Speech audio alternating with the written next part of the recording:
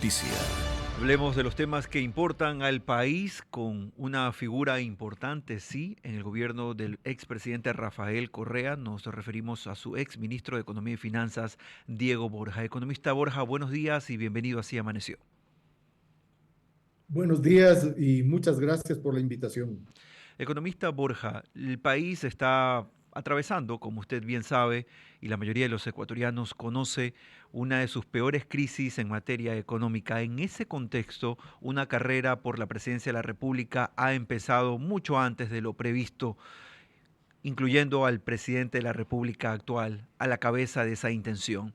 Desde la Revolución Ciudadana se ha mencionado su nombre como uno de los integrantes de esta lista que tiene, para ser sinceros, a muchos, a muchas exfiguras del correísmo. ¿Cuáles son, en su criterio, los principales problemas que el país tiene que atender a la cabeza de quien sucederá a Daniel Noboa o si él fuese reelegido? Bueno, el principal problema que tiene el Ecuador este momento es el problema del empleo. La gente está en general, en su gran mayoría, sin casi oportunidades de empleo.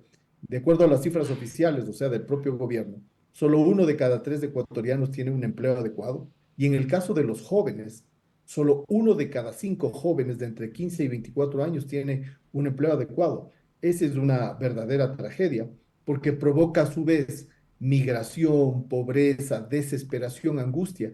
Las enfermedades mentales en el Ecuador han golpeado enormemente a la población, muchísimo más que en otras ocasiones, y se debe a la angustia, a la ansiedad, a la incapacidad de poder vivir de manera digna. Ese es el principal problema, a mi juicio, pero hay otros más. El otro importantísimo que hay que resolver en lo inmediato es el problema grave de la falta de servicios de salud pública. Hay personas que necesitan atención inmediata. Le pongo un ejemplo, las personas con necesidad de tratamiento de diálisis. Hemos visto manifestaciones de estas personas gritando, queremos vivir.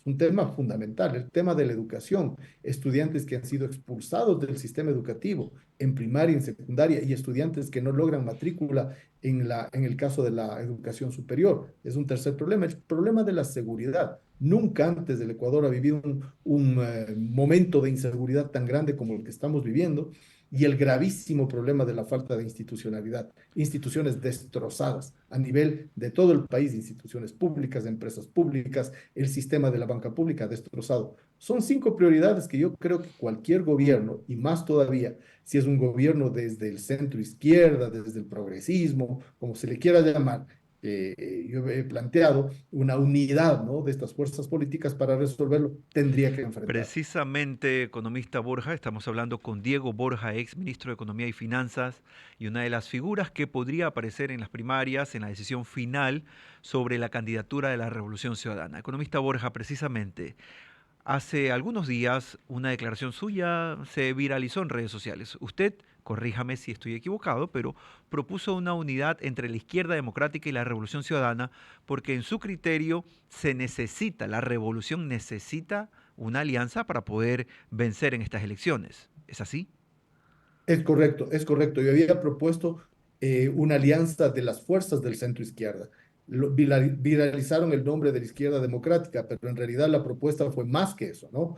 Fue lograr, ojalá, una alianza entre la Revolución Ciudadana, la izquierda democrática, Centro Democrático, Reto y otras agrupaciones que a nivel provincial, a nivel local, incluso se ubican en el nivel del centro izquierda.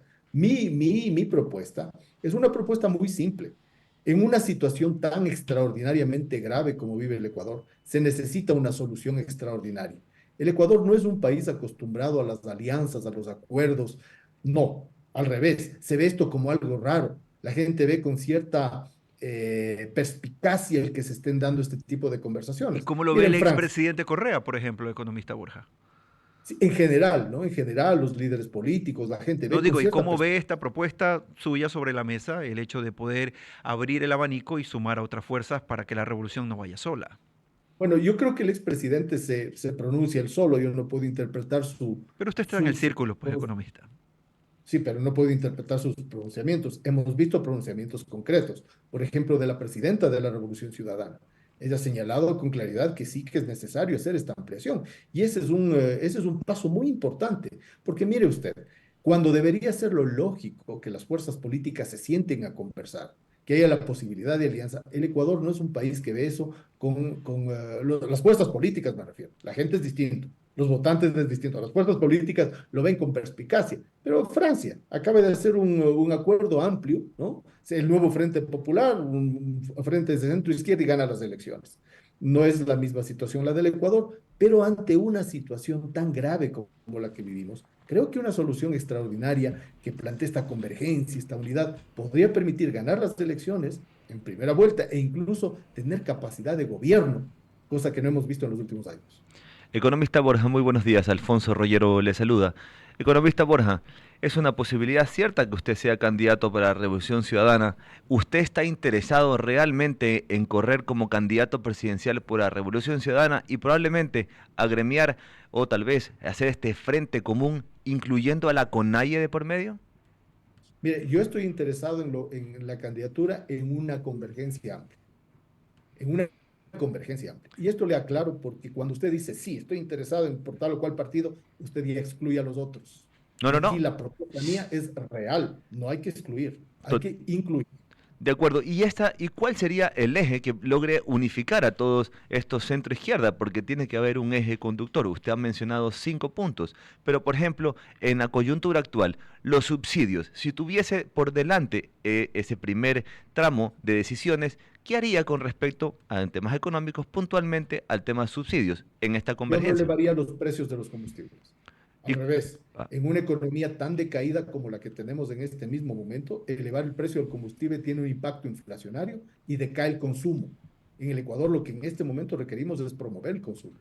y lo mismo con el ISD, que ha bajado a cero. Ustedes siempre fueron unos promotores de más bien subir ese impuesto, ¿no? Bueno, ahí permítame una corrección. Por favor. El propio Fondo Monetario Internacional le ha pedido al gobierno de Novoa que no quite el ISD. Fíjese usted, el propio Fondo Monetario le está diciendo que es necesario que mantenga ese impuesto porque no solamente necesita de los ingresos que le provee, sino porque es necesario para evitar una fuga de divisas muy grande y vulnerar la dolarización. Economista, Eh, economista, lo dice el FMI. aprovechando esto, porque usted ha tocado un punto interesante, el tema del impuesto de salida de divisas y lo que el Fondo Monetario Internacional realmente le exige a los gobiernos una vez prestado el dinero.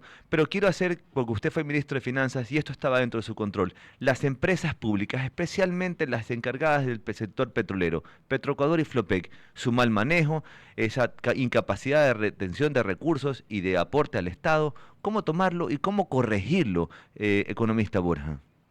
Mire, si habría que poner un símil, hoy día hay que demoler eso, porque eso no sirve. Una empresa que pasa de 550.000 barriles diarios a menos de 300.000 barriles diarios en un país petrolero es una vergüenza. Una empresa que hace contratos, 21 contratos, decía el ex asambleísta Fernando Villavicencio, lesivos para el Estado. Es una vergüenza. Una empresa que tiene bajo su control las refinerías, que en vez de aumentar la capacidad de producción de derivados, disminuye, generando un amplio espacio para la importación de derivados carísima, es una vergüenza. Entonces, obviamente eso no se puede mantener así porque no le sirven al país. Queremos agradecer la participación del economista Diego Borja, ex ministro de Finanzas y una de las figuras que podría aparecer en la papeleta presidencial si la Revolución Ciudadana apuesta por él. Gracias, economista Borja, por estar con nosotros. Seguimos en Radio City a las 8:52.